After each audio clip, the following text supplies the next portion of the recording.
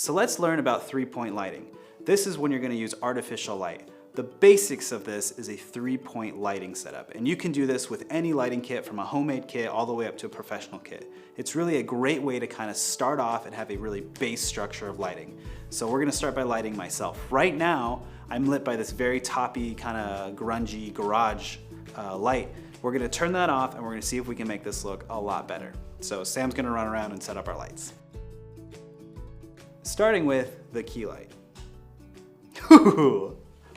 So typically I like to have the lights at a 45-degree angle just above the camera and to the side of it. This is going to be your key light.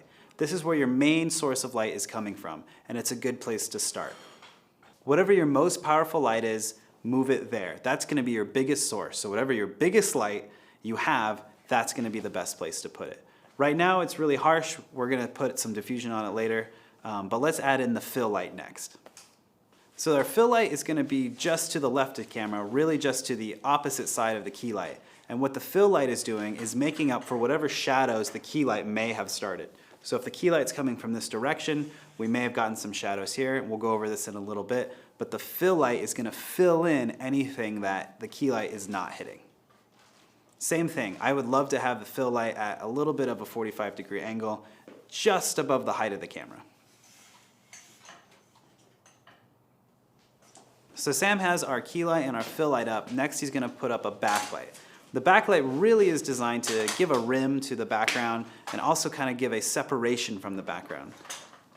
There's many different ways to set up a backlight. We're going to start with it like this. So let's start to break these lights down. First off, our fill light is being diffused by some diffusion, which basically lowers the intensity and makes it much softer. You can see that our lights have a little bit of cloth that come with it that we put in front of it. The key light right now is harsh. It's hard light coming on me right now. They're LED lights that we have, so they're not as harsh as a tungsten Fresnel light maybe, or a Home Depot light maybe, but we're gonna put some diffusion on it anyway and make it softer, make it less harsh, and it'll also help with the shadows on my face, and it will help with spilling around the background.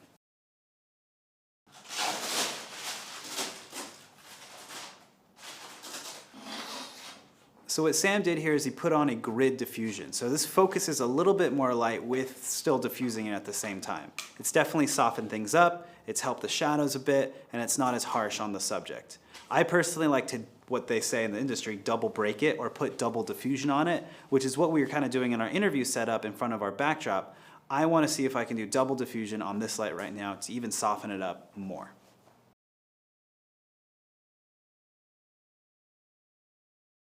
Great, so now our key light is double braked or double diffusioned on, and it's incredibly soft. You may notice that the light is much even on me, there's hardly any shadows, but that's helpful because of the fill light, and the background has sort of softened up a little bit. What Sam's going to do now is he's going to dim down the fill light just a little bit to kind of match the contrast here. So there's different ways of evoking different emotions with our lighting, but we're just trying to do a nice, basic, clean interview setup with 3-point lighting where there's a key light and a fill. Now, if your light isn't dimmable and you're in a big enough space, the best way to adjust intensity of your light is to move your lights forward or backward. Sam is going to move the fill light closer, and you can see how it gets more intense without dimming it. He can move it all the way in almost. You can see how the fill light has gotten a little bit more intense just by moving the light closer. Light starts to fall off as it moves through distance. So the closer a light to the subject is, the more intense it'll be. The further away, the less intense it'll be. Let's actually see what each light is doing. Sam is going to turn off and on the key light, and you can see the main light that's lighting me from our source right here. So let's turn it off.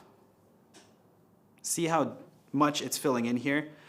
The key light really is our main source of light, and our fill light's just filling in what it can't hit. So let's turn it back on. Great. So that's what our key light's doing. Now check out what our fill light's doing. Again, it's filling in what we're missing from the key light. Off.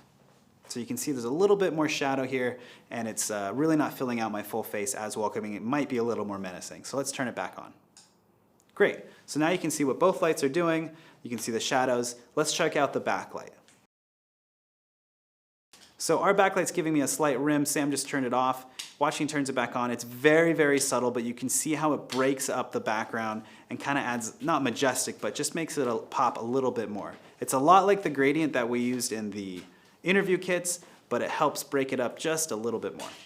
So just to see exactly what the backlight's doing, let's turn off the fill light, let's kill our key light, and you'll be able to see exactly what the backlight's doing. Now here, I'm probably very silhouetted, and all you can see is just a rim. But when you turn the key back on, you'll be able to see exactly what the backlight's sort of doing. Great. Now this is a nice one light kind of setup as well with the backlight, a little bit more dramatic. Sometimes documentaries and dramas tend to use this for a very nice dramatic effect. And again, we start with the base of our 3-point lighting, and from there you can decide and adjust what you want to use specifically. So let's have another option for the backlight. What we're going to do is Sam's going to take off the diffusion on the backlight. Again, not keeping the light from being soft, it's going to be more harsh. See, it's a little more harsh. And he's going to put it exactly opposite the key light and raise it a little bit. So this is just a different type of backlight that still adds separation, and it's a little more halo-y. Notice it'll hit more of the back of my head. The big thing is, because it's opposite our key light, is we'll have to barn door it or kind of keep it off the camera itself to avoid any flares. If that's the style you're looking for, you can always flare your camera up. So this is a little bit higher and harsher backlight. This light has no diffusion on it, so you can see how hard it is right here. It's very different from our key light. Sam is going to put some diffusion on it. You can see how it softens it up, and it makes it much more subtle. It's a little more pleasing to the eye and is a lot softer. The great part about 3-point lighting is it really is a base structure to kind of get your concept around lighting. The cool thing is that always remember there's a key light, a fill light, and a backlight, and if you're indoors and you don't have any lights, you might be near a window. Just pretend that window is your key light, and you can kind of work off that. Or if you have a bounce card and you're outside and you need the harsher light, I always put the harsher light on the backlight. Imagine that as your sun, as Sam may have explained in the natural light section, and use a bounce card to act as a fill. So it really kind of works your way in any concept. It's really a great way to kind of learn lighting and learn the basics of lighting, because you can build off it throughout your entire video career. So we recommend 3-point lighting for pretty much any situation. It's a great place to get started when you're shooting an interview, when you're shooting at your office, or really anywhere. It's a perfect structure to build off of, and you should be able to always rely on it throughout your entire video career.